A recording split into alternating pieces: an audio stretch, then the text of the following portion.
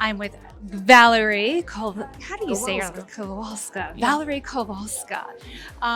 Really taking in the beauty of her work, very informed by formal dress, tuxedos, but layering in very feminine elements.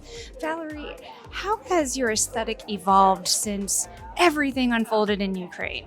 Yeah, I mean, it is complicated to say because everything is, I think it's gonna take me like maybe a couple of years to kind of process what the challenges, like all the changes we go on, because it's not just something changed in your personal life and your business.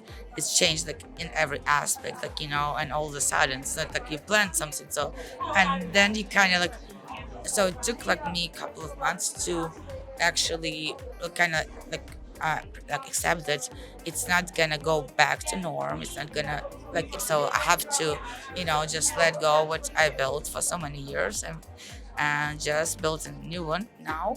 I'm putting together a new collection and partly here by myself, and it's like cool to go back to like doing the kind of like garments and coloring the fabrics and just putting the kind of because I used to do it, but it's been a long time. And then So you're more hands-on now as a result. yes, I mean, also like I got to the point when I want to do even more unique, even more like kind of like touch of the towards something that's gonna be even more special and more outstanding than it's used to.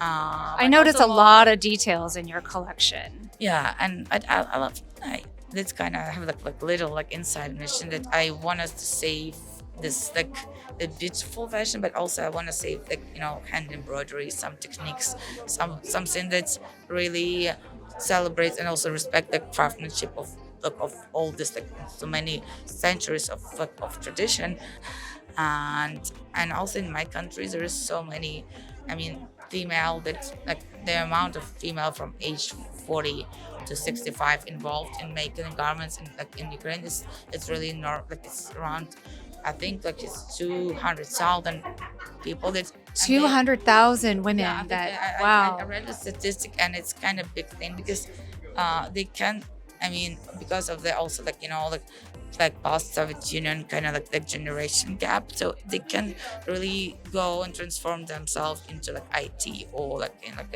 like new kind of like or influencer of Instagram. So they really need continue to do that. I love that you are working to preserve traditions of your country and jobs within your country. Is your collection produced in Ukraine? Yeah, but to produce like, I mean, like some people are kind of, especially my buyers, it's still like I'm kind of rebuilding my kind of like trust that's well for stores worldwide. That's we gonna produce, we gonna make, we gonna be the same, it's gonna be the same quality, and so we prove it. Well, congratulations on your perseverance and what you've been able to bring together for this collection for this New York Fashion Week.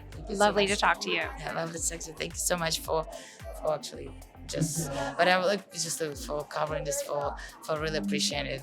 Thank you for that. It's really important. Thank you. Thank you.